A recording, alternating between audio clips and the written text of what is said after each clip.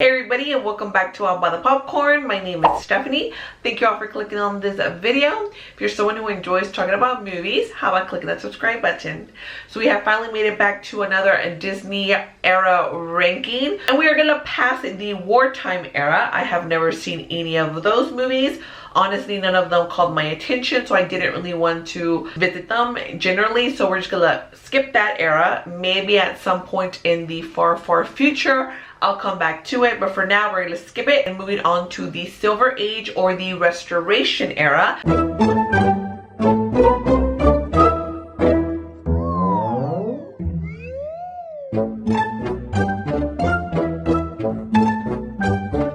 The Silver Age does have 8 films, starting off with 1950 Cinderella, and then we're gonna go all the way over to 1967 with The Jungle Book. I'm gonna get on with these rankings. Coming in 8th place would be 1961's 101 Dalmatians.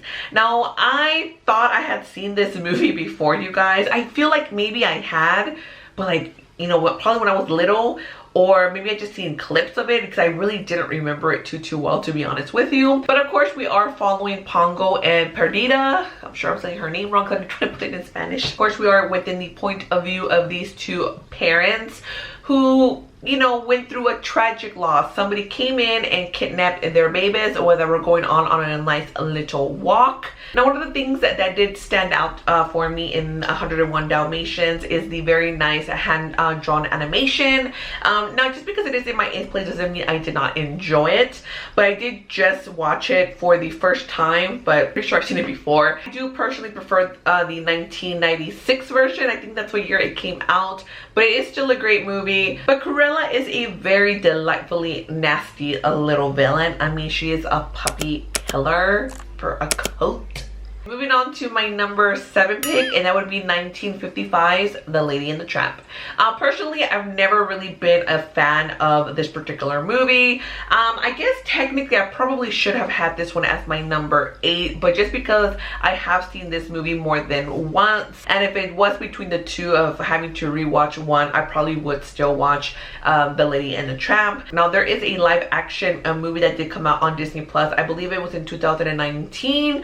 Do not watch that movie because that movie sucks. I hated everything about it, but you may like it, but I don't know. Personally, I don't recommend it. I didn't like it. Back to this particular version here, the original, the OG. Of course, we have the very iconic, most iconic scene, well, one of the most iconic scenes in probably like the Disney movies, which is with a Lady and the Tramp in the spaghetti scene. It is drawn very beautifully, and it is a really nice story of, you know, Lady, which is like this rich, privileged dog who falls for the poor street free, right, in his own version. Oh, one last thing, Lady actually does have a small, tiny, quick little cameo in 101 Dalmatians.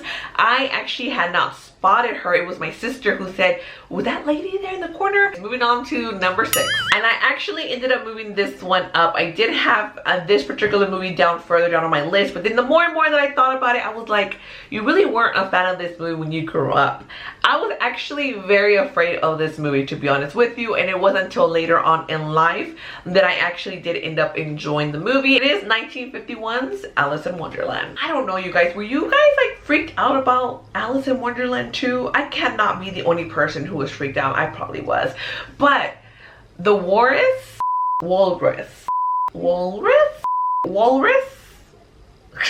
I feel like I'm saying that wrong, but whatever. What's new here? You know what I'm trying to say, right? He freaked me out, and Tweedledee and Tweedledum, the twins, I don't know, they freaked me out when I was little. I just remember being like, I don't know about this. I don't know. It's not for me. I don't know about you, but if I saw a rabbit with a watch, it was big like that, I don't think I would really follow it down a hole. Regardless of how curious I would be like, we're just gonna, like, you know, carry on now. It's very, you know, wacky feel to it, very colorful. The villain though, the Queen of Hearts, honestly not my favorite villain, especially from this particular era, even though she is cutting people's heads off, but no. Moving on to number 5, and this one may be a huge shocker for a lot of people on how high up I do have it and how much of a non-love I have for this particular movie, because this one is very, very beloved by a lot of people. That's going to be 1967's The Jungle Book. That is right, I don't have a huge love for The Jungle Book. Honestly, this is another one that I did have to rewatch because I really didn't remember it too well. It's not one that I saw a lot growing up. It's not one that I really ever gravitated to. It does have, of course, a lot of great songs. I mean, bare necessities. Thankfully, I have like no tone, so I will be shocked if YouTube is able to get that tone and try to copyright me. I mean, it does have very, very, of course, great songs. Animation is really great. This is another one that I do prefer, the 2016 live action Jon Favreau's version of The Jungle Book. Now on to my number 4, which is going to be even more of a controversy, because especially since you haven't seen it further up, and it is following The Jungle Book. And that's 1963's The Sword in the Stone. I really, really like this movie. This was also another movie that I really didn't watch too much growing up. I did rewatch it for this particular video here. I really dug it. I mean, yes, there's lots of problems with it. It's probably one of the ones that's not as structured, I feel, as all the other ones. And I understand the hatred for it. But I do feel like it is very underrated. For it to be called The Sword in the Stone, like, makes no sense. Like, it probably should have been called, like, Arthur or Merlin or Merlin and Arthur, because there's really no reason to have called it The Sword in the Stone when we really only mentioned the sword at the very beginning of the movie and then at the very end of the movie. It's kind of like we were getting towards the end and they're like, oh shit, like this, it's called The Sword in the Stone. We need to have this damn sword in the stone at some point and have Arthur pull it out. And it was literally like the last little bit of it, they just kind of rushed it towards that. And then that was kind of it, because it was really no big huge build-up. But honestly, I feel like the lessons that were being taught, even though Merlin was the one that was teaching, were more so for him when he did end up fighting Mim, right? That's her name. Because, you know, of course, you know, he had to like outwit her and outsmart her to be able to beat her with all these like shape-shifting things that they were doing. Moving on to number 3. And that would be 1950 Cinderella, which of course is one of the classics. And of course, we cannot forget the fairy godmother and the bibbidi boppity boo. Also, I feel like Walt Disney actually has something with like cleaning, because I mean most of his movies have some sort of cleaning involved in it. I wonder if he was like a neat freak or whatever. I cannot be the only one, but I probably am the only one, you guys. But I remember when I was little, I always wanted the bubbles, you know, that you see in these movies when they're cleaning. Like, I always wanted these bubbles to appear. Like I want the big bubbles like they would have in the movies. I can't be the only one. But it's me, so I probably am the only one that was thinking about having these like animation cleaning bubbles. Whatever, don't judge me. Oh my god, I totally forgot that I had not given you guys my disclaimer. Alright, so before I do give you my top 2 movies, as a reminder, this is my own personal opinion. This is just how I rank these 8 movies. Trust me, before I officially got to the way I ranked them, I did move a lot of them around these last few days. But of course, my list isn't the right list. It's just my own personal list. Don't be nasty in the comment section down below. Let's go ahead and keep it very Disney friendly. And just go ahead and let me know, how do you rank these 8 movies? Alright, let's go ahead and get on with number 2. It's going to be 1959 Sleeping Beauty, which actually has some of the most enjoyable songs for me personally. I know you, I know you want. You guys, what more do you want from an animated movie? We get romance. We get some singing. What did I say? Romance, humor, songs. We get suspense. We get magic. We get a dark story. I mean, from the get-go, poor Aurora, she gets cursed. Plus, we get the most iconic villain just in Disney history. I feel like it's Maleficent. She's great and she is here. Before I do give you my number 1 pick, which of course if you are familiar with this era, you already know what my number 1 pick is. But of course, before you guys take out of this video, don't forget to give it a like, subscribe to my channel if you haven't yet. Don't forget to hit the notification bell so you'll be notified each time that I post something new. I am trying to hit 500 subscribers before the summer, so hopefully you can help me get to that goal. So my number one pick, my most rewatched out of this, well, honestly, my only really rewatch movie out of all of these 8 movies, that's gonna be 1953's Peter Pan. We're not talking about any of the, you know, trying to cancel these movies generally with anything when I do these Disney movies. We're talking about when I was a kid, what I loved, what I never saw none of this, you know, like, oh my god, we're like making fun of this race, that race, this. No, I never thought about that until people brought it up to my attention as an adult.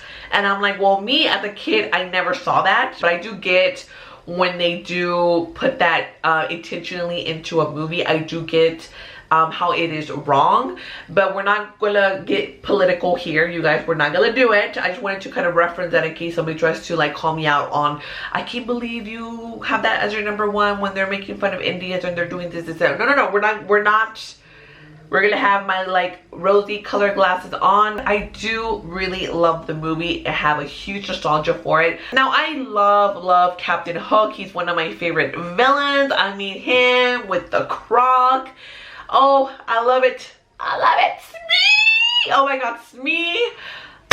I love it. What makes this movie great, in my own personal opinion, I mean, we have an adventure, and if you believe you can fly, then you can fly. Who else was trying to jump out of the bed talking about, I believe I can fly? I believe I can fly. Oh. I have been singing to y'all throughout this whole damn video, you guys. Whatever. We got a dog nanny, you guys. A dog nanny. Who doesn't want a dog nanny? I mean, come on. Nana. Dog nanny, you guys. We got pirates. We got mermaids. The mermaids, though, I'm surprised nobody has really caught them out because they were very murderous mermaids. Remember when they were trying to drown Wendy? Talking about, we were just trying to drown her. I don't like Tinkerbell. That's the only thing really that I don't like about the movie. I've never been a Tinkerbell fan. I'm not gonna lie. I've never liked her. She's mean. She's jealous. Especially when they try to incorporate her with other damn princesses, because she ain't no damn princess. And my family's always trying to come after me. Well, not come after me, but they try to like make fun of me because I literally have a hate for Tinkerbell when they incorporate her into these princesses. And like when you try to find other princesses, like when my sister was trying to do like Princess Jasmine and we were trying to find stuff for her. We could never find Princess Jasmine stuff, but who was there? Who was there? Tinkerbell. That bitch. Not necessarily the same live action movie, but it falls within the Peter Pan world. That's going to be 1991's Hook, which does star the late and wonderful Robin Williams as Peter Pan. That is right, Peter Pan. We have Julia Roberts as Tinkerbell, and then we also have Dustin Hoffman, who plays Captain Hook. So it's also really fun movie. It's another one that I haven't seen in years, so I really don't know how well it has held up throughout the years, but it has Robin Williams, you guys. All right, so this is how I rank the 8 movies out of the Silver Age or Restoration era. Let me know, of course, down below, how do you guys rank the movies? Again, my list is not the right list. It's just my own personal list. So again, just keep it very nice down in the comment section below. If you did miss my Golden Age rankings, you can check it out over here in this playlist here. It may be another few months before I do get to the next Disney era, but I will get through all the eras. Alright guys, until next time, I'll see you guys at concessions. Bye!